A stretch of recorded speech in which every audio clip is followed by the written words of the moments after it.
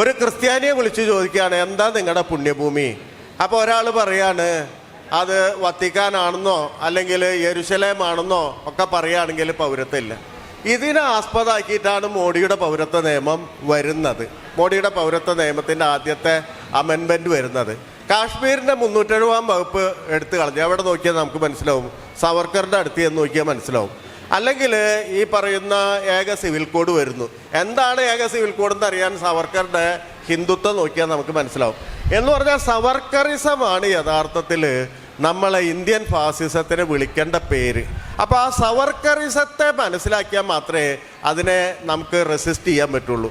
അപ്പോൾ ഈ സവർക്കറിസത്തിന് ഏറ്റവും എതിര് നിന്ന ആൾ ഒരർത്ഥത്തിൽ ആ സമയത്ത് ഗാന്ധിയാണ്. തുടർച്ചയായിട്ട് ഈ സവർക്കറിസത്തിനെ ഇന്ത്യയിൽ പരാജയപ്പെടുത്തുന്നതിൽ വലിയ പങ്ക് വഹിച്ചിട്ടുള്ള ആൾ ഗാന്ധിയാണ്.